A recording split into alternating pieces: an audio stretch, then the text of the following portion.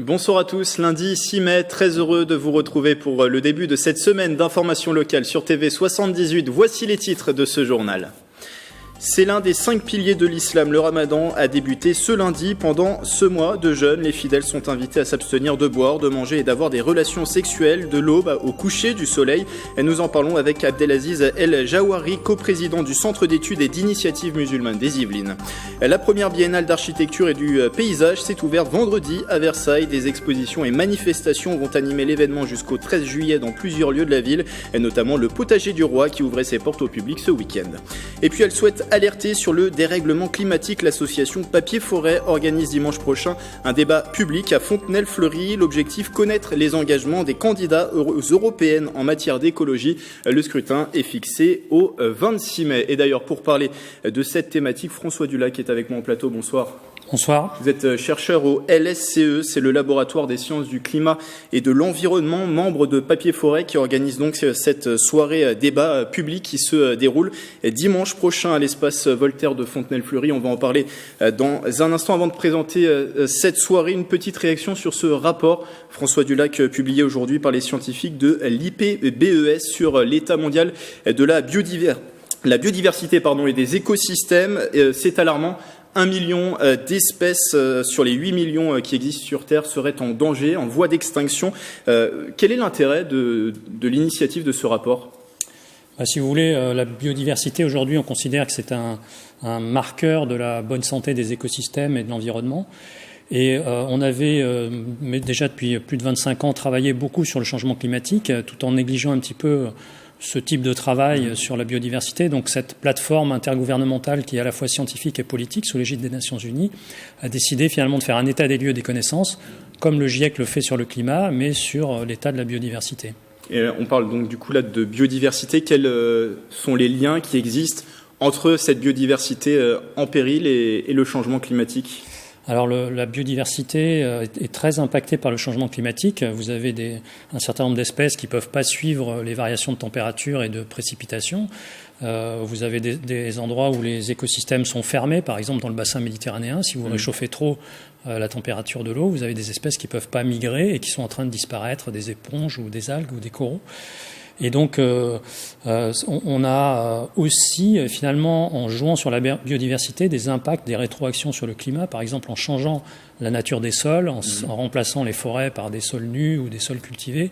On joue sur le pouvoir de réflexion de l'énergie solaire par la surface, et donc on a des effets de rétroaction sur la température.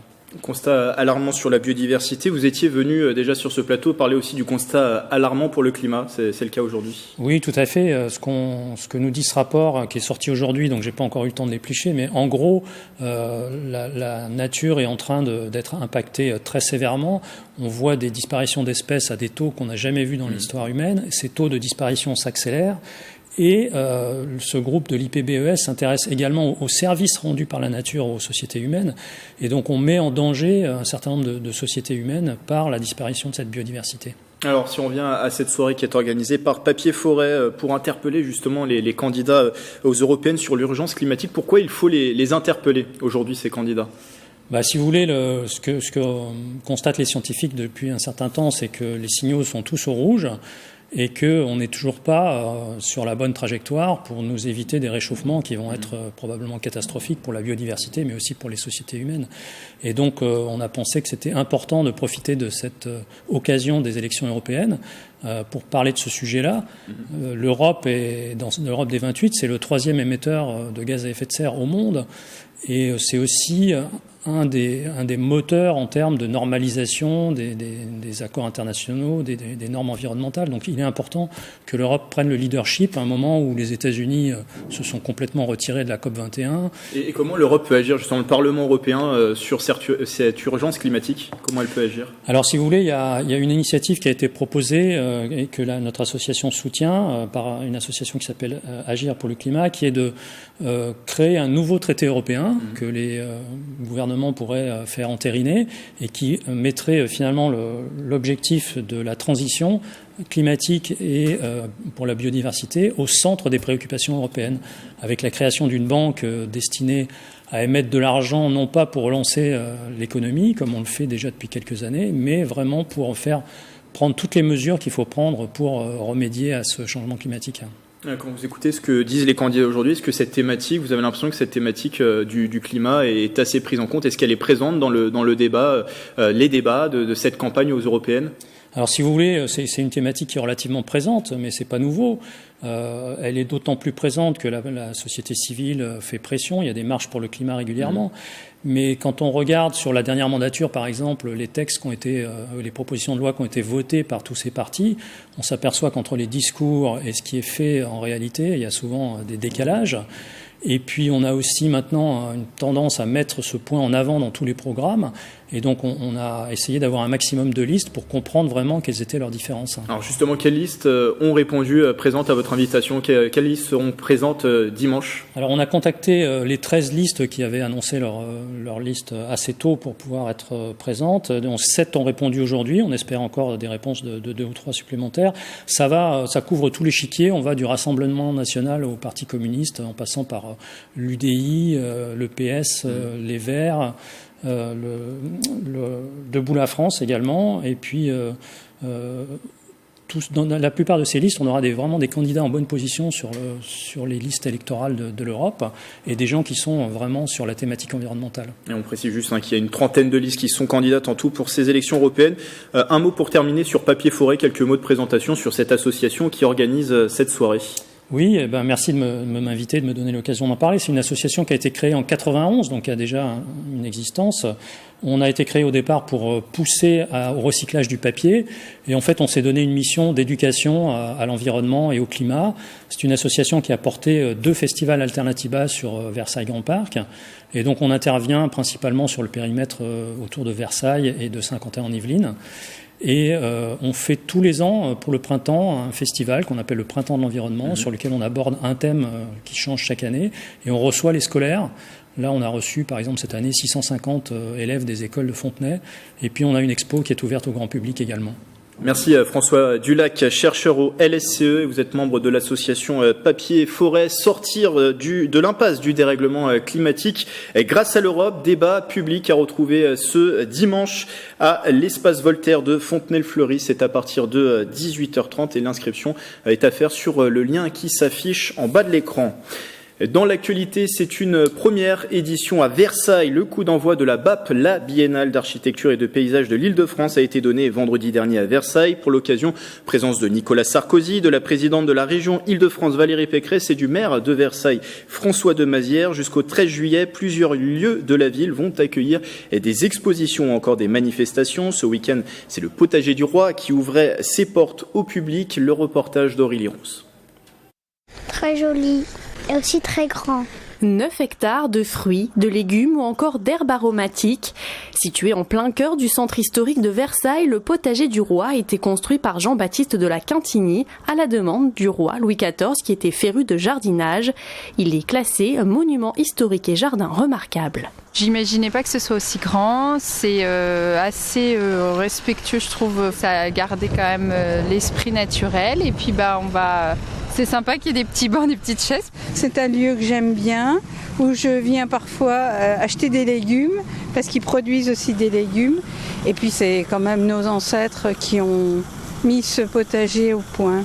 Habituellement fermé au public, ce lieu confidentiel ouvre gratuitement ses portes à l'occasion d'Esprit Jardin. Cette année, le Potager du Roi fait également partie de la programmation de la première Biennale d'architecture et de paysage de Versailles. L'idée, c'est de mettre en valeur la relation entre la ville et la production alimentaire. La ville doit être, pour exister, alimentée que ce soit en produits alimentaire, mais aussi en idées, en construction, en énergie. Et donc c'est ça qu'on essaie de mettre en valeur aujourd'hui. Et si avec le temps capricieux, vous n'avez pas pu tout découvrir sur la production de ces fruits et légumes qui firent la renommée de la table du Roi Soleil, sachez que jusqu'à mi-juillet, plusieurs visites sont organisées. On parlera un peu plus tard dans ce journal du Ramadan, mon invité Abdelaziz El Jawari qui doit encore arriver. On en parlera d'ici la fin de ce journal. En tout cas, en attendant, il doit être voté d'ici 2020. Le RLPI, règlement local de publicité intercommunale, est en cours de rédaction par Saint-Quentin-en-Yvelines. L'objectif affiché par l'agglomération, limiter l'impact de la publicité extérieure et de la pollution visuelle sur le territoire des 12 communes. Des grandes orientations ont été définies. Elles ne vont pas assez loin d'après le collectif Champ Libre qui regroupe une quinzaine d'associations du territoire. Champ Libre demande une consultation publique sur le sujet et établit des préconisations pour le futur texte. Une lettre ouverte en ce sens a été envoyée le mois dernier à Grégory Garestier, vice-président de Saint-Quentin-en-Yvelines en charge de la stratégie commerciale. Écoutez ces propos recueillis par Mélanie Poquet. Pour nous, donc, il ne va pas assez loin, principalement déjà sur les écrans numériques publicitaires. En les interdisant pas sur l'ensemble des zones, il risque d'y avoir une invasion d'écrans sur Saint-Quentin-en-Yvelines suite à la fin de la rédaction de ce RLPI. Ça ne va pas assez loin non plus sur l'extinction des enseignes le soir. On souhaiterait que ce soit éteint dès la fermeture des commerces et pas uniquement à partir de 22h. Et enfin, il y a des exceptions. Un troisième exemple, sur tout ce qui est mobilier urbain, il y a des exceptions pour que ça reste allumé toute la nuit plutôt que de les éteindre. Quand on sait que la pollution lumineuse est la deuxième cause de mortalité des insectes après les pesticides, voilà, on estime que ça va pas assez loin et que c'est pas utile de dépenser non plus aussi beaucoup d'énergie, d'électricité pour ce genre de choses la nuit. D'après le collectif, aucun retour à cette lettre n'a été fait par Saint-Quentin-en-Yvelines. Contacté par notre rédaction, l'agglomération ne souhaite pas pour le moment s'exprimer sur le sujet. Le sport avec ce tournoi de padel. Ce week-end, il réunissait les meilleurs joueurs français à l'invitation du club local. L'occasion pour le public de découvrir cette discipline cousine du tennis venue d'Amérique du Sud et d'Espagne. Le sujet d'Aurélie Ronce. Une raquette, une balle et 4 joueurs sur le terrain. Voici les principaux ingrédients d'un match de padel. À mi-chemin entre le tennis et le squash, ce sport ibérique se pratique en salle. Pour ce tournoi P500, 46 équipes se sont affrontées au Padel Club de Bois d'Arcy. Il s'agit du seul établissement yvelinois où l'on peut pratiquer ce sport. On a environ 300 à 400 joueurs réguliers par mois qui viennent jouer au paddle ou au badminton. Et puis voilà, on a plus de 7000 joueurs qui sont passés depuis l'ouverture. Donc c'est très, très bien pour le club, mais aussi pour le paddle en général, qui ne cesse de prendre. Voilà, ce sport tellement ludique et si convivial qui convient à tous. Concernant les règles, on compte les points comme au tennis en 2 sets gagnants avec tout de même quelques particularités. Au niveau du service, on va servir à la cuillère. Ça ne sera pas un service par en haut, mais à la cuillère après rebond. Ce qui est important, c'est que la balle rebondisse toujours une fois sur la moquette du camp adverse. Si on envoie la balle au-dessus du filet et qu'elle touche directement le mur, c'est faute. Sport très populaire dans les pays hispaniques, le padel fait aujourd'hui de plus en plus d'adeptes en France. C'est vachement plus ludique et on peut vachement plus s'amuser sans forcément avoir un niveau de dingue, quoi. Moi, j'ai pas un gros niveau de tennis ni de padel d'ailleurs, mais je m'éclate à en faire. Je viens au moins 4 fois par semaine. Actuellement, 5300 personnes font partie du circuit français. Le nombre de pratiquants dépasse quant à lui les 50 000.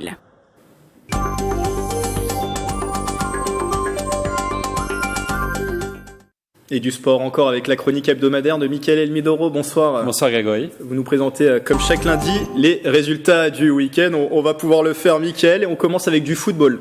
Le stade Gilbert Chansac de Trappes peut exulter. L'ES Trappes est peut-être en train d'écrire l'une des plus belles pages de son histoire. Les Trappistes devaient gagner contre Aubergenville pour faire un grand pas vers une montée en Régional 2 et c'est ce qu'ils ont fait grâce à 2 buts en première période. Massil Haït Mossand arrive à marquer sur ce corner. Les locaux font ensuite le break juste avant la mi-temps par Kara Kwata.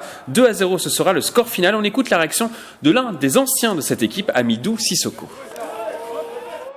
Très bien, très bien. Un des derniers matchs à domicile, on gagne 2-0, donc c'est très bien pour la suite et à 2 matchs de la fin, ça sent bon. Après cette victoire, Trappes occupe désormais la première place du classement à 2 journées de la fin du championnat. C'est le sprint final, 2 matchs, c'est pas le moment de baisser les bras, surtout pas. Donc on va mobiliser nos forces, rester concentrés et essayer de finir au mieux, car avec 2 victoires on monte. Donc là on va essayer de finir correctement. Prochain match pour les trappistes le dimanche 19 mai sur le terrain de Rueil-Malmaison. Alors avant de passer aux autres résultats, Grégory, je vous propose de regarder cette séquence dans les vestiaires.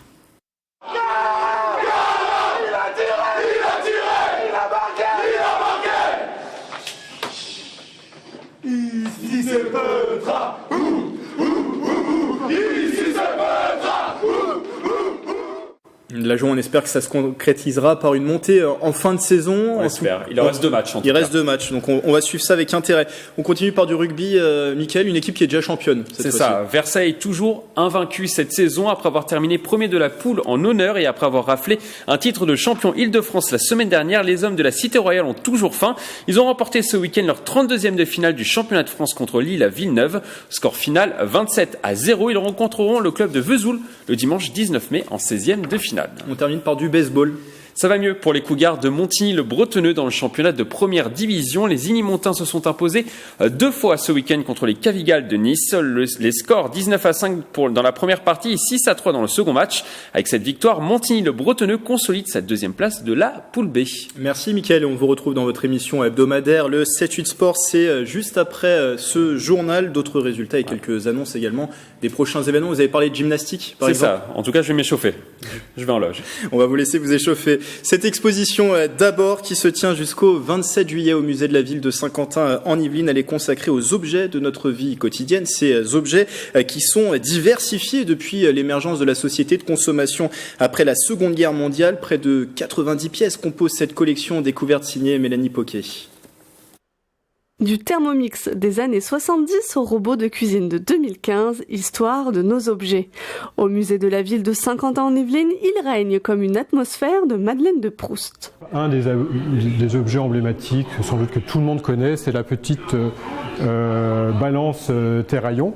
On a ce petit appareil qui est en fait assez innovant en matière de balance de cuisine, puisque l'ensemble du mécanisme est caché pour être enfermé dans une boîte très designée, très organique comme ça, très simple, avec les angles arrondis. Pour sa nouvelle exposition, le musée nous entraîne dans l'histoire des objets de notre temps, une exposition pensée de manière thématique autour des temps qui rythment un foyer. Ces 4 thématiques sont l'espace de la cuisine, l'hygiène, les nouvelles technologies et le confort. Et à travers ces 4 entrées, on propose une série d'objets assez divers et qui rendent compte en fait de la manière dont l'espace domestique, donc l'habitation, s'est progressivement doté d'une collection d'objets et donc des objets avec une valeur d'usage.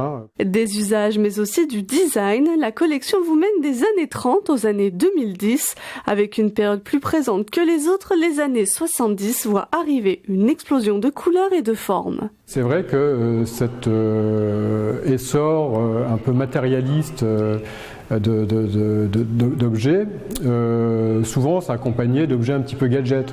Bon, je pense par exemple au couteau électrique, c'est quelque chose qui était très en vogue dans les années 60, 70 et qui est peut-être aujourd'hui tombé un petit peu en désuétude. Près de 90 objets ont été sélectionnés dans la collection du musée, une occasion de partager entre générations nos intérieurs. Et on vient à présent à cette actualité du jour. Le mois du Ramadan a donc démarré ce lundi pour les environ 140 000 personnes de confession musulmane dans les Yvelines. Il devrait s'achever le 4 ou le 5 juin prochain. Pour en parler, mon invité qui est arrivé, Abdelaziz El Jawari. Bonsoir. Bonsoir. Vous êtes le coprésident du CEMI, c'est le Centre d'études et d'initiatives musulmanes des Yvelines. C'est un observatoire de la présence musulmane locale. Déjà une première question, qu'est-ce qu'il représente le Ramadan pour les musulmans? Premièrement, c'est un des 5 piliers de l'islam, donc c'est vraiment une des adorations fondamentales pour la communauté de croyants. Ajouté à cela, donc c'est doublé d'un vrai travail de générosité pendant ce mois. Donc c'est un mois où nous le constatons dans tous nos lieux de culte, il y a un regain de la pratique religieuse. Donc il y a déjà le jeûne en lui-même, mais c'est aussi nos espaces de prière, nos mosquées, nos salles de prière connaissent une activité très intense ce mois-ci. Et qu'est-ce qu'il signifie justement ce jeûne ? Pourquoi on le fait ? Pourquoi il y a ce jeûne ? Premièrement, il y a une dimension verticale, j'allais dire, donc c'est un signe d'adoration, mais il y a une dimension horizontale parce que par l'expérience de cette privation, le musulman fait aussi l'expérience des gens qui sont privés toute l'année, non pas de manière volontaire, mais parce qu'ils n'ont pas les moyens, parce qu'ils ont des difficultés. Donc c'est aussi un moyen pour se rappeler cette réalité et puis se rappeler son devoir vis-à-vis des autres, justement, qui sont dans le besoin et qui sont nécessiteux.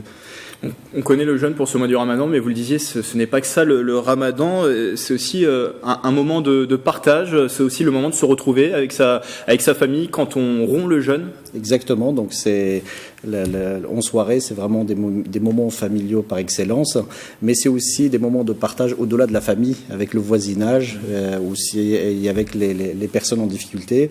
Donc c'est un mois, et d'ailleurs les Yvelines, notre département n'y échappe pas. Donc les associations et même les familles préparent et distribuent énormément de repas pendant ce mois sacré, à la fois pour les personnes sans domicile fixe, mais aussi pour des familles qui sont dans le besoin, pour des réfugiés, ou tout simplement offrent des repas ou des gâteaux aux voisins, aux amis, aux collègues, et ainsi de suite. Donc c'est vraiment, en effet, un mois de partage par excellence. Vous disiez aussi un moment de recueillement. Ahmed Ogras, qui est le président du Conseil français du culte musulman, a demandé pour ce mois du Ramadan de penser à ceux qui n'ont pas les moyens de rompre le jeûne, aux femmes isolées et aussi à ceux qui passent les épreuves du baccalauréat. Il y a aussi des pensées pendant ce Ramadan. Exactement, donc c'est vraiment un mois où on a des pensées justement pour tous ceux qui sont dans le besoin et dans la difficulté de manière générale, indépendamment d'ailleurs de leur confession, qu'ils soient porteurs d'une croyance ou pas. Vous avez les associations musulmanes locales dans les Yvelines qui distribuent quelques milliers de repas par jour pendant ce mois du Ramadan. Donc en effet, donc c'est vraiment un moment et un mois très marqué par cette pensée aux autres et par la solidarité. Est-ce que c'est un mois du Ramadan qui va être plus difficile pour les musulmans sur une période où les jours vont s'allonger jusqu'à la fin de ce Ramadan ? Pas forcément. Pas forcément. Les années précédentes, c'était à peu près la même chose, mais c'est vrai que tout en sachant que l'acte du jeûne, on sont exclus les enfants, les personnes âgées, les personnes malades, les femmes enceintes et ainsi de suite. C'est vraiment que les personnes qui sont en bonne santé, qui peuvent le supporter, qui peuvent le faire. Mais toutes les personnes, souffrantes ou très jeunes, ne sont pas du tout concernées par cet acte d'adoration. Alors, fin du Ramadan est prévu pour début juin. Quand et comment sera fixée la date exacte de la fin du Ramadan ? En fait, le mois du Ramadan, comme tout le calendrier musulman, c'est un calendrier lunaire. Donc, c'est avec l'apparition de la naissance de la nouvelle lune. C'est vrai que c'est un débat encore qui reste dans la communauté musulmane. Mais d'un point de vue scientifique, le débat il est tranché depuis longtemps parce que nous avons tous les outils, pour déterminer le début et la fin de tous les mois d'ailleurs, et pas que le mois du Ramadan. Ceci dit, il y a un débat théologique intense au sein de la communauté sur le sujet, parce que vous avez des écoles de pensée qui persistent sur la notion de la vue à l'œil nu, de la naissance de la Lune.